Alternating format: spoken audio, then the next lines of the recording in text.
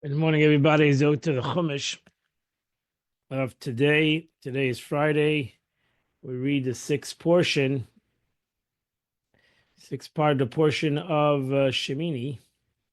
We're holding on chapter 11, verse number 1. Vayidaber Hashem el Moshe ve'al Aleim. Moshe, God spoke to Moshe and Aaron, speaking to them. Moshe and Aaron, Rashi says, it was said to Moshe Rabbeinu, who was obligated to tell it to Aaron. Leima Alehem, to tell it to them. Who is the them? Rashi says he told it to Aaron, he would say it to Aaron, and it must be said to Eliezer and his son, or perhaps it means other than to say to the Jewish people, since it says in the next verse, speak to the Jewish people. So does it speak to Aaron, speak to Eliezer and his son, and speak to the Jewish people. How do I explain this to them? It means to his sons, Eliezer and his son. Verse number 2, with Bnei Israel, they'll talk to the Jewish people. Lamer is saying, this is the animal that you shall eat. We call behemoth and all domestic animals, asher al-aretz, that's on the land. Now she says, he describes equal the role of Moshe and Aaron and Eliezer and his son in relaying this communication to the Jewish people as a reward for their equal silence in the loving acceptance of God's decree regarding the passing of the two brothers. Zoisa Chaya. Now she says Chaya is related to the word Chayim, life, and it means because the Jewish people are attached to God, who's fit to be living. We're connected to the living, to the source of life, which is God. He therefore restricts them from what causes spiritual defilement, and imposes commandments upon them that they shouldn't eat non-kosher.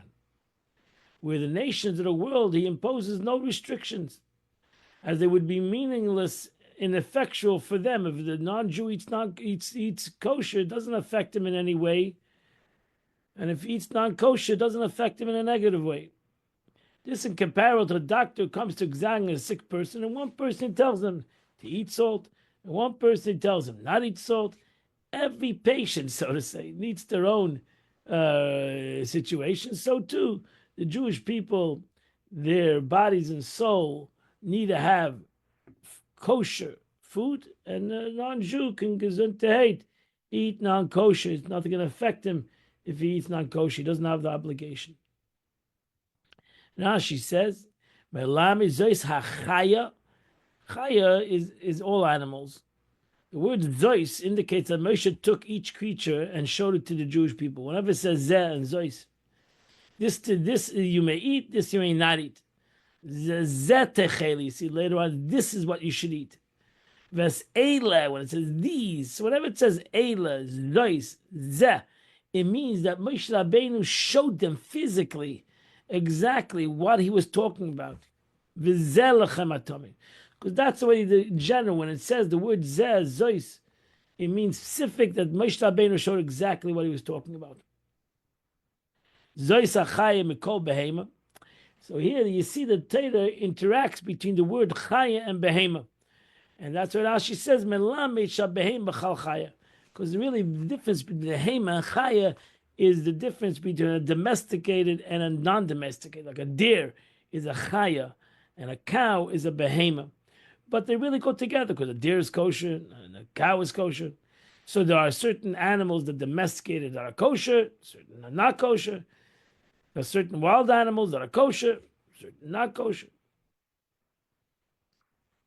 Verse 3. These are the general. Kol mafresas price. Whoever has feet are cloven, and they're totally cut, the two different hooves. Price is malageda, and also that it regurgitates its cut. By behemoth, the animal of kingdom, that's an animal that you can eat because it has split hooves. Now she says mafresas is as Uncle is translated. Mafresas means split. Parsa means sole of a hood. Mafresas parsa is hooves So the parsa means a hoof.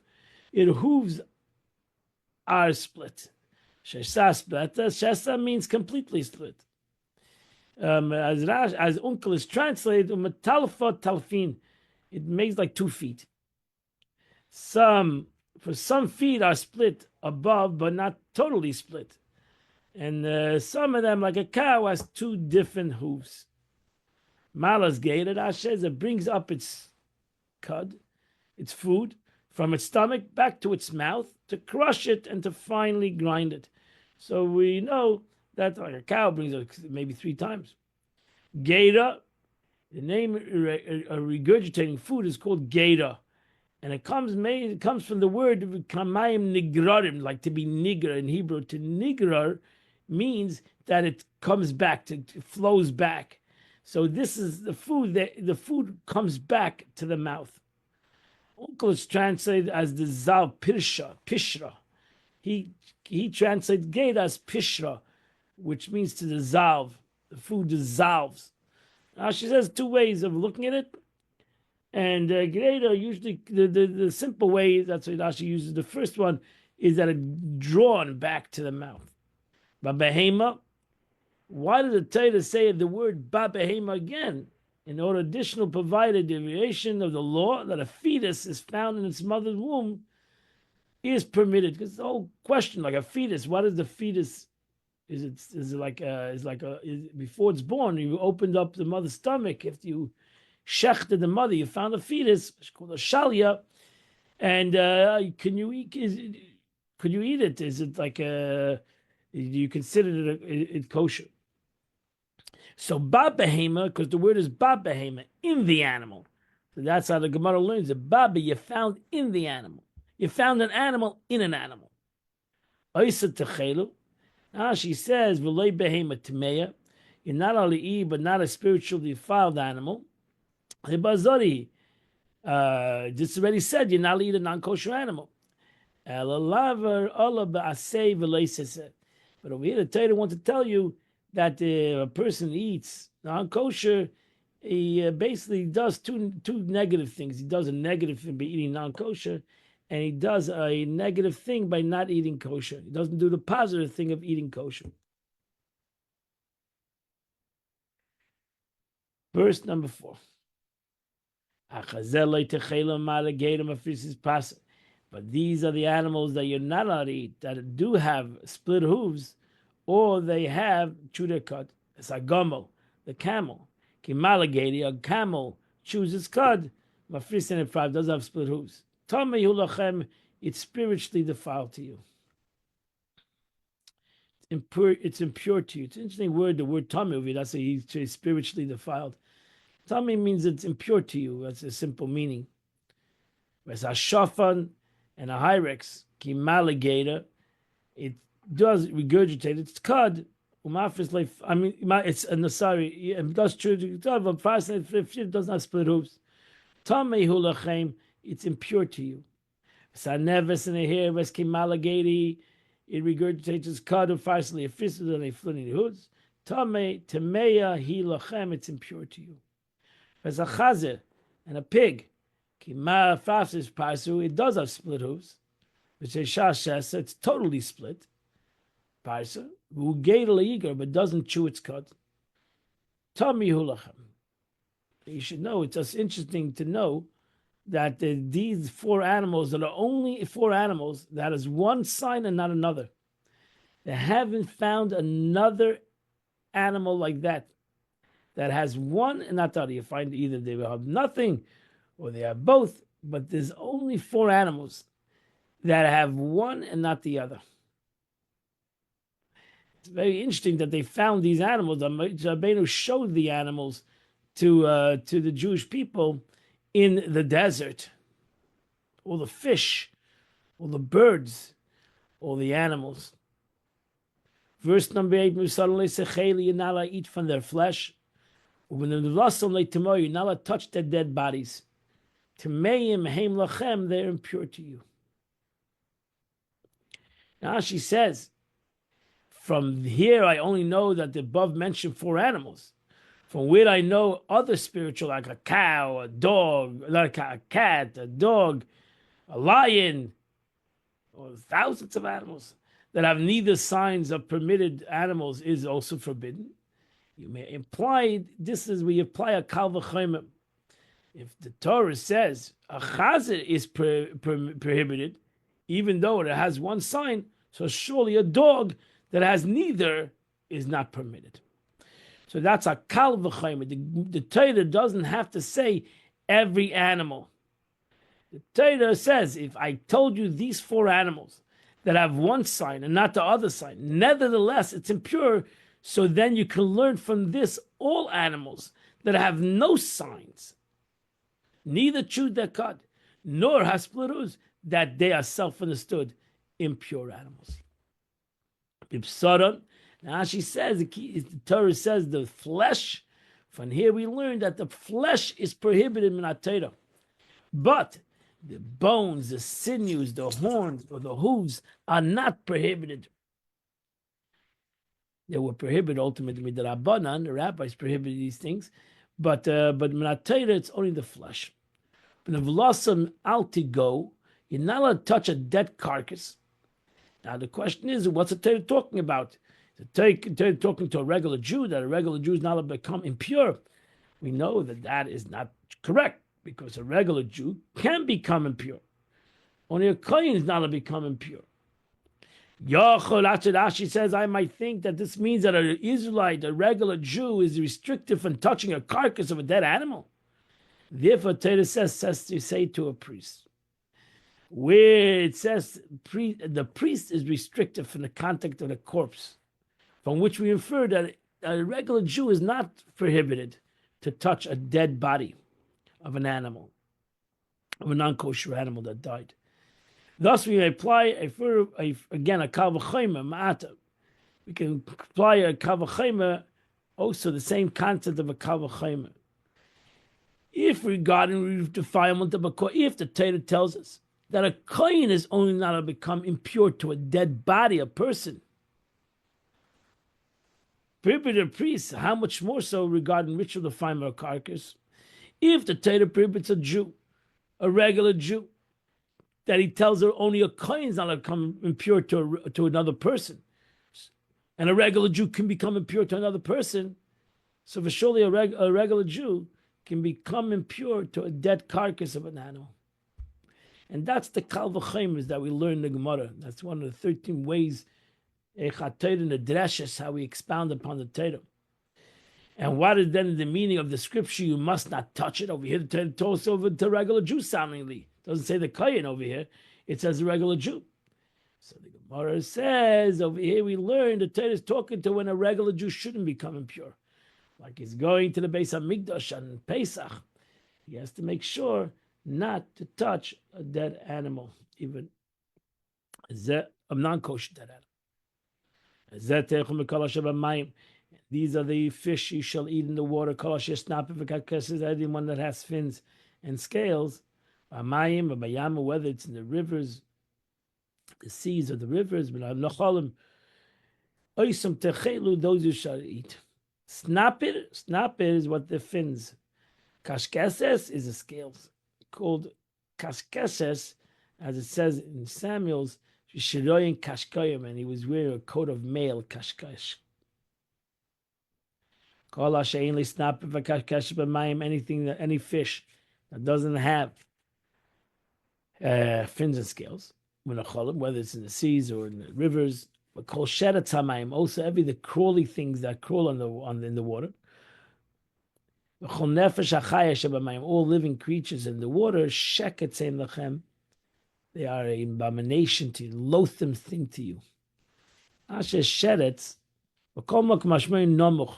you say the word sheretz means a crawling creature, something that crawls close to the ground. A lobster, crab. Verse 11, it should be a loathsome thing for you, these animals. You should not eat from its flesh. Not only you should not eat from its flesh, but the dead animal should also be something you should be loathsome to such a thing. She says, why the Torah said that in the previous verse? 10. What is the extra verse 11? Shekel, you must consider yourself losim. These words are added to forbid even food in which they were mixed. If their taste is imparted into the mixture, then they become unkosher. Mipsadam, from the flesh, again, Rashi says, in our Torah, it's only forbidden the flesh, but the fins and the bones is not prohibited. According to Minat Torah, the rabbis prohibited it. What does it come to tell us? You must consider their carcass losim. This adds, the phrase includes igads, strains in liquids, yavushin, microbes in the water. Verse 12. You must consider losim any creature that doesn't have fins and scales. It's again a third time. Now she says, why the scripture need to state this additional verse? For otherwise, I would only know one that retains its signs of purity when they're brought on the land is permitted. How do we know there are certain fish that lose its scales in the water? Therefore, the Torah said any creature, any fish that does not have fins and scales in the water, implying that if it had them in the water, even if it's shedded upon leaving it, it remains permitted.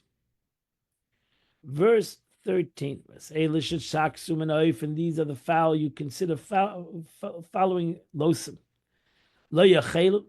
So here it's very difficult to know which birds are kosher. Actually, the Gemara says more birds are kosher than are non-kosher. But we don't know exactly which ones they are. We say generally carnivorous birds. That's why the Shalah prohibited. He said he once saw a turkey killing a bird, and he prohibited the turkey. But we're not sure exactly. We called a Masada. We have to have a Masada which birds are kosher. But because the Torah over here tells us the birds that are not kosher. So the common denominator of these birds is that they are they kill other birds. They kill animals. So that's where we get this situation. But there's some wild chickens that also kill animals to eat.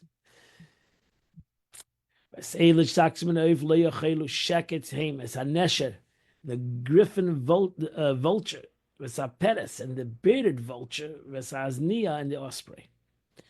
Now she says, Lo yechelu, it says again, passive indicates that one who feeds them to minors also transgresses a prohibition. For this is the meaning, they must not eat through your agency. You're not allowed to feed it even to a child.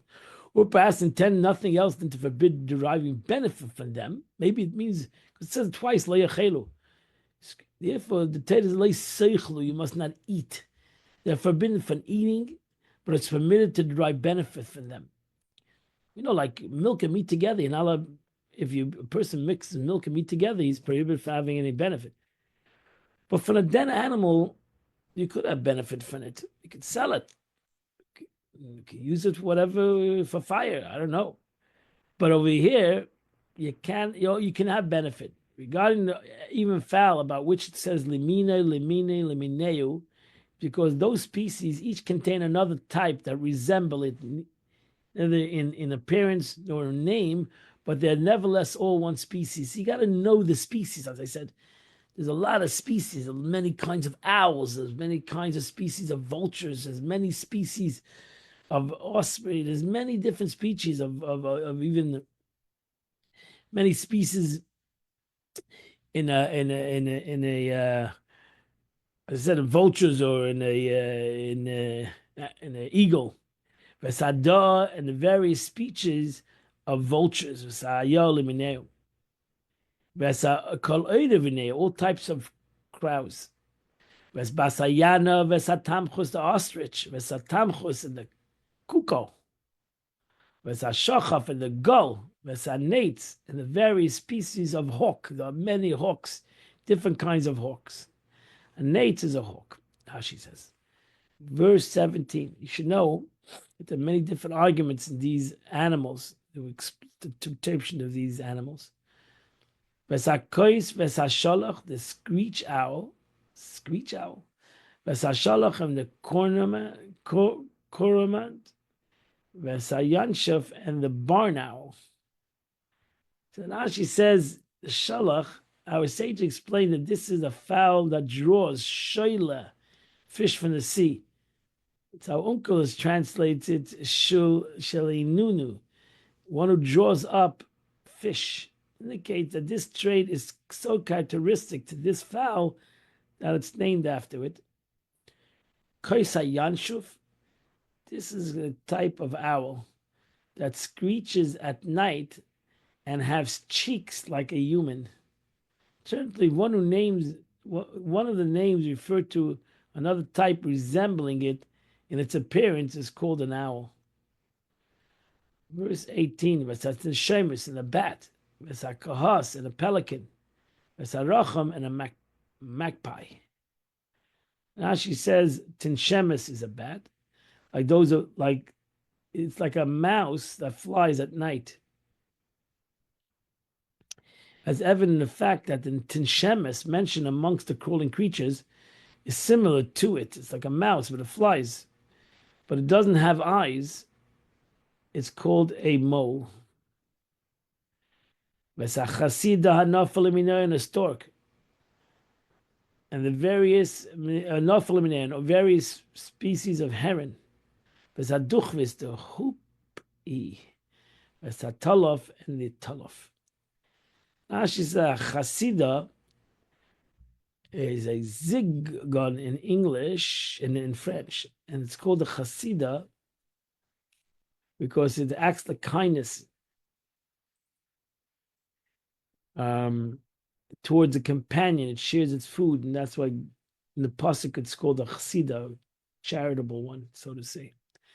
Hanafa, this is a this quarrelsome daya. It seems to me that this is called a heron. Haduchvis, this is the wild hen. Okay, this is the wild chicken, whose comb appears doubled over. In Old French, it's called a hoopie. Why is it called duchvis? Because it has majesty, it appears tied down. Its crown is tied down, referring to a comb. In the Aramaic, it's called a cutter of the mountain, on account of its habit. Our rabbis explain this all in Masechta Gittin Daf Samachas. Verse 20,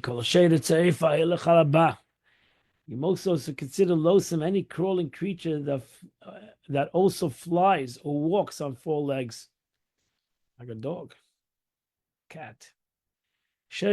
Crawling creatures that fly. This refers to thin, low creatures that move along the earth, such as flies, wasps, mosquitoes, generally grasshoppers. But we have exclusion of grasshoppers. These are the amongst the flying, crawling creatures that walk on four legs. It's a grasshopper whose joint legs extension above their regular legs. To jump on the land. On the four legs. Above the legs, they have these two legs close to its neck. It has something like a two-legged apart from the actual four legs. And when they wish to fly, to spring off the ground, it presses down on these two extensions and fly. So Rashi says there are many of them amongst our locality. You can find grasshoppers everywhere, like those that are called locusts, but we are not experts in identifying them. For four signs are given to identify them if they're kosher. Number one, they have four legs. Number two, that they have four wings. And number three is the meaning of extensions mentioned here, siloyin, that's number two, and their wings cover the greater part of the body. While all these signs are present on those amongst us, they differ in that some have long head and some have no tail, and it must have the name Chagav. And in this respect, we do not know to distinguish between them. And since we do not know exactly how to distinguish between them, we don't eat grasshoppers. And these are the grasshoppers you should eat. As the red locust, to its kind, slum, and the yellow locust to its kind, and the spotted gray locust to its kind, and the white locust. Verse 23,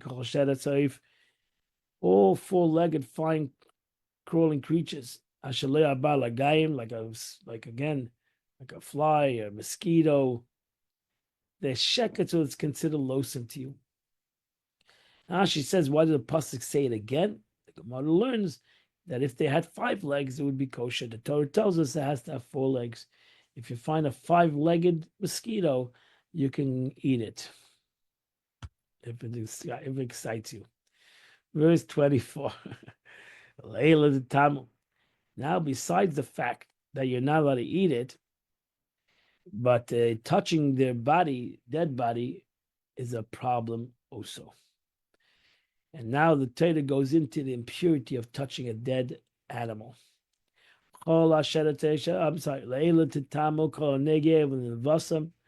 You'll become ritually defiled through contact with the carcass of the following animals. Yitma the Arev, and the law is that if you touch a dead carcass, you become impure until the night. It means even if you go to the mikveh, you still become impure until the night. Now she says, La'ela asidan loy milamata. I'm going to explain. The Torah will say it out, La'ela, to these. We'll soon see what these are. Titamu. Now she says, touching the carcass is ritual defilement. So we're gonna learn 2 things over here. Actually, there's 3 things. Eating them makes impurity. Carrying them makes impurity. Touching them makes impurity. So called, as you'll soon see in Rashi, maga or masa, different laws of touching them, carrying them. Whoever touches their dead body, yitma da'arav. I'm sorry. Verse 25. Whoever carries their dead animal, yechabis begadav. That's the second thing that you have to actually. The mikveh, you have to put the clothes also. But Tommy had the Arav, and it's impure until the evening. Now she says, whatever ritual defilement is due to carrying, a ritual defined object is stated. It is more stringent than ritual defilement by touching. And that is an excessive immersion of the garments worn while carrying the ritually defiled object. So the different law of maga and masa, carrying and touching. Verse 26.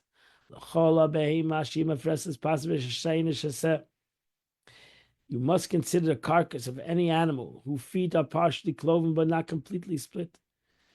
Again, it doesn't chew its cuds. Timeim hen lechem.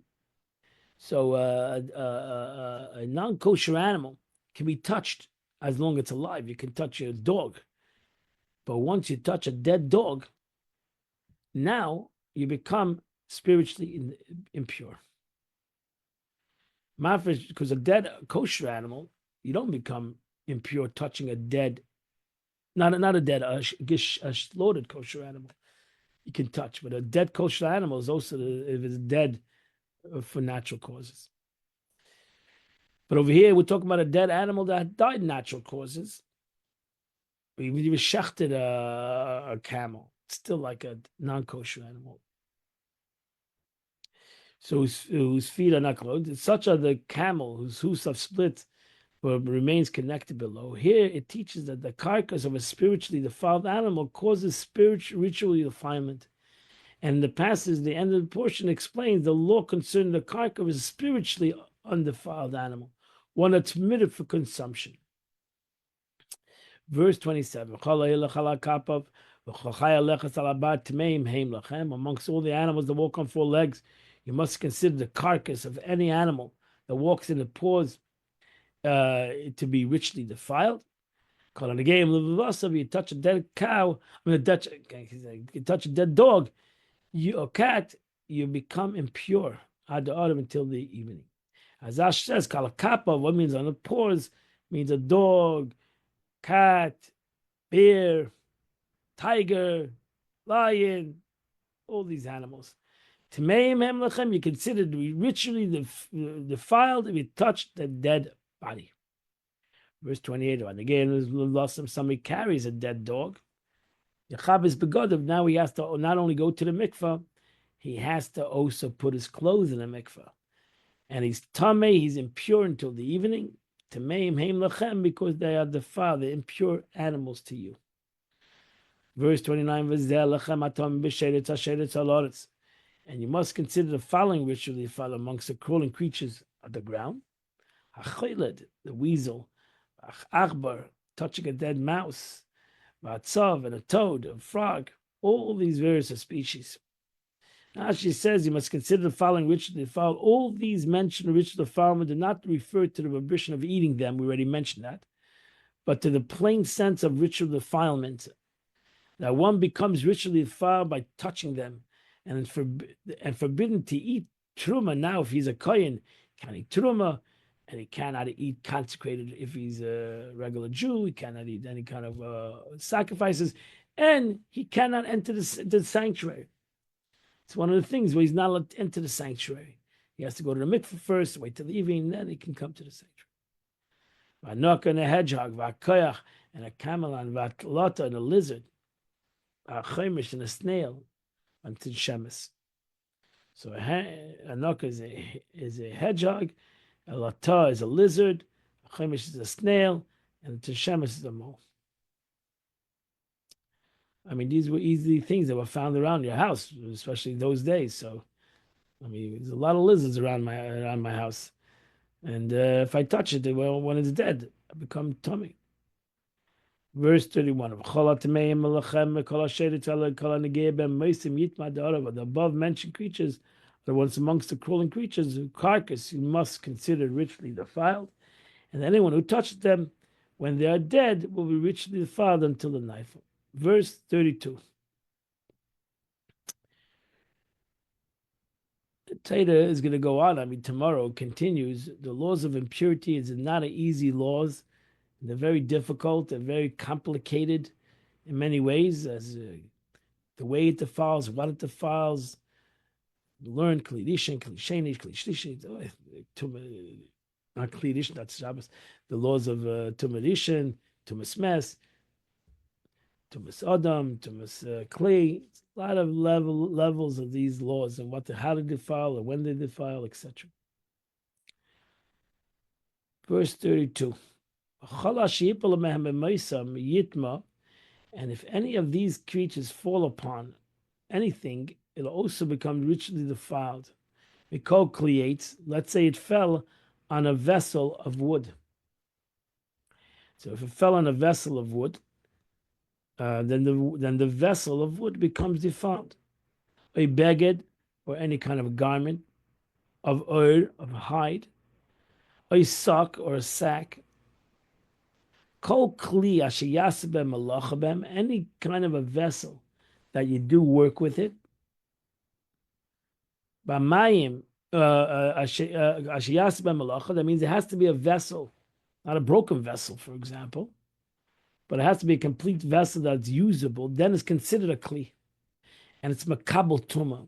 It means certain things are makabel tuma if it's considered a vessel. If it's not considered kli, and this is also not an easy thing, you got to go to Gemara. What means a kli? What defines a vessel? What defines even a broken vessel can be used? It's shards, certain sign of side could be used to cover things. So I can take a broken plate, I can still use it. So the question would be, what would be considered a kli? It has to be considered a kli. To be makabel tum, it has to be considered a kli. It has to be considered a vessel. So you take like a kli. You take, for example, an garment. What's considered a garment? How big of a shmata is considered a garment that is makabel tuma? Or what is considered a kli oir? Can everything that is made that is a tissue paper, can a toilet paper, makabel tuma? Is it considered a garment? These are very complicated issues that chachamim, that sages and halachic authorities deal with until today. The concept of what is makabel tuma, what is the criteria to be considered a vessel? B'mayim yuve, they all need to go into the mikveh with tummy ad ha'arev and the tummy until the evening. Now she says it must be immersed in the water. This vessel. Now the concept of taking a vessel to a mikveh. We know today we only take vessels to the mikveh only for when we use it the first time. We buy a new vessel, we take it to the mikveh. That's a different concept. In the times of the Beis Hamikdash, they would take their vessels to the mikveh on a constant basis. It was always the vessels always became tummy. There are certain vessels that are not makabel tumah. Maybe that kind of vessel, that's why they will more use. When Mashiach comes, we'll go back to that situation. We'll have to start getting vessels, plates and spoons and forks that are not makabel tumah, because if not, every time you're tummy, you touch this vessel, now it becomes tummy. You went to a funeral, now you touched a vessel. It becomes tummy, and now you have to take this vessel to the mikveh. That would be a hard process. Tummy, and it's richly, but again, basically, it would be the problem would not be for a regular Jew so much of an issue, because he can be defiled, he can be impure. A regular Jew can be impure. It doesn't have that issue. But for example, if you invite a kohen over to your house, that would be a problem. So a kohen wouldn't be able to come to eat in everybody's home because he's not allowed to become richly defiled. But that ends the Chumash today. I'm going to go to the Tanya of the day. Continue in chapter 42 of Tanya. Alter Rebbe, again, is so important to him. The concept of Jewish meditation, of a Yid, Pashat, thinking about God. Every person to his capacity, every single day. To Pashat, sit down, to simply sit down and think about the greatness of God. Meaning, Kol La'adam Yisrael. Now, therefore, each individual Jew, whoever it may be, Yeh Meshiyah. Alter Rebbe says, I don't care who he is. Every single Jew, man and woman, whatever spiritual state they think they're in, if he ponders upon this for a considerable time each day, how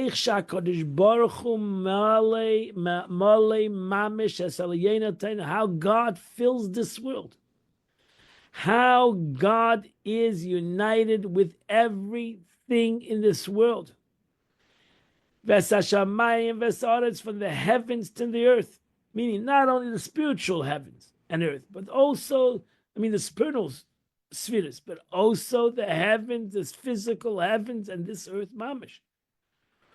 As the verse says, Malay kala aretz kavoidai, the glory of God fits this world mamish.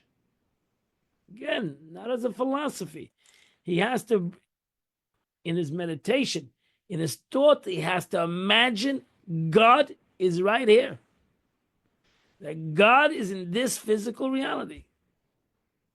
And more than that, Seifo Mabit, the Eibishter is looking, so to say.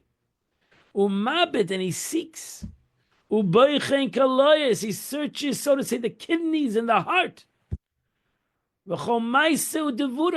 And everything he says, and everything he does, God is watching. And he counts every step of man.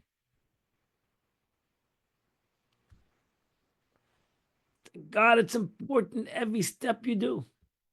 To God, it's important every moment of my life. Then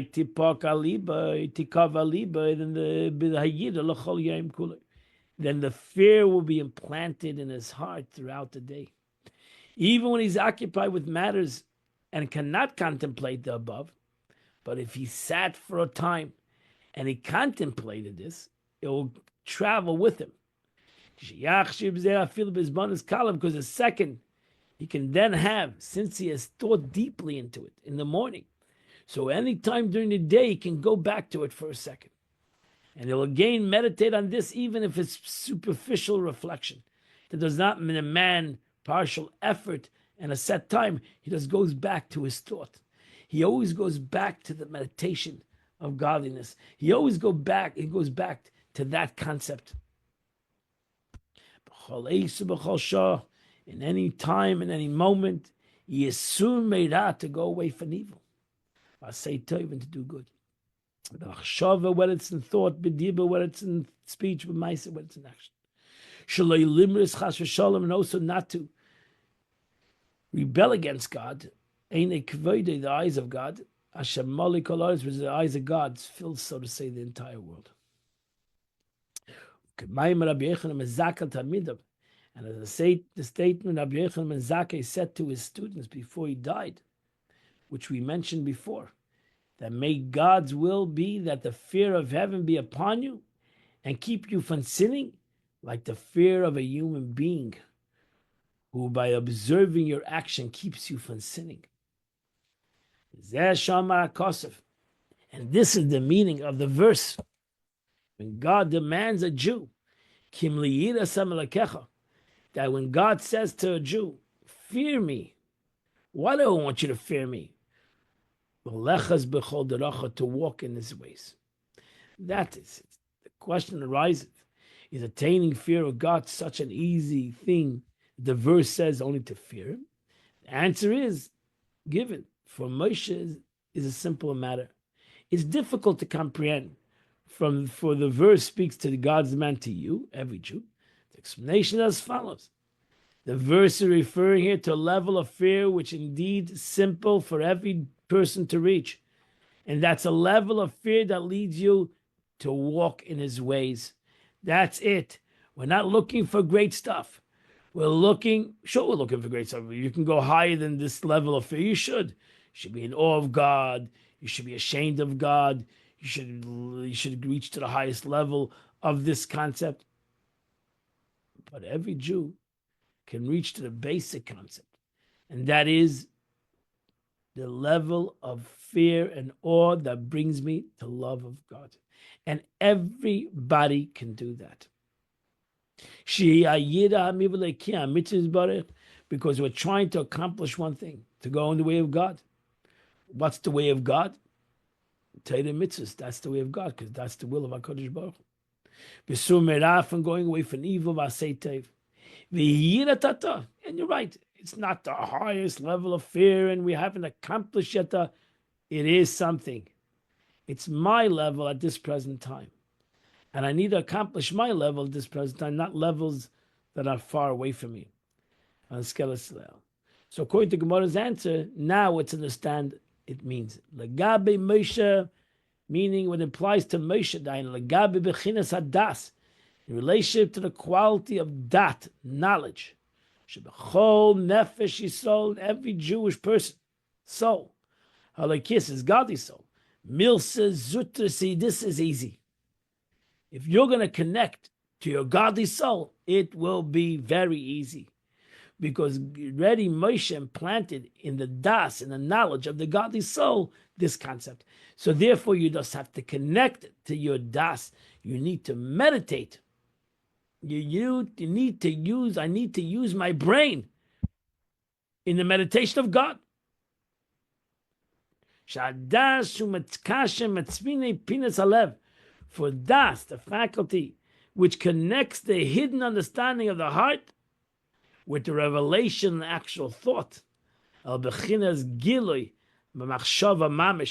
brings it about in real reality, that you really have this concept not only in thought, but it brings it out. Even if it's the lower level of fear, it brings it out into this concept. It reveals it into that level. As it's known to those who study Kabbalah, to those who study Chassidus, which we're all doing right now. As mentioned earlier, all Jews possess a hidden treasure of fear of heaven in their hearts. Through the faculty of Das, this fear of heaven is revealed and felt in one's thought and also affects his speech and his action. Just reveal what you have already. You don't have to accomplish great things. You gotta reveal who you really are. And that completes the Tanya of the day. Today is the 27th day of the month of Nisan. And the Tillim of the day is 120 till 134. If you do those 15 chapters, you would do the Chitas of the day. The Rebbe writes today in Hayom Yom, for the 27th day of the month of Nisan, the permissible when done for one's pleasure is completely evil. As the Alter Rebbe writes in Tanya, in chapter 7, for we are commanded, sanctify yourselves, kedoshim tiyu, with what you're permitted to do. One must induce sanctity in those matters that are permissible, so that they serve the purpose of enhancing one's Torah and mitzvahs of fear of God and good character traits. That's the Hayom Yom of today. My dear friends, I hope that you will learn Chitas tomorrow by yourselves, and Amir Hashem will come together on Sunday to learn Chitas together, a new Parsha, Tazria, and we will learn Chitas at 8 a.m. on Sunday morning. I wish you all a wonderful and beautiful Shabbos. It's Shabbos Mevarchim.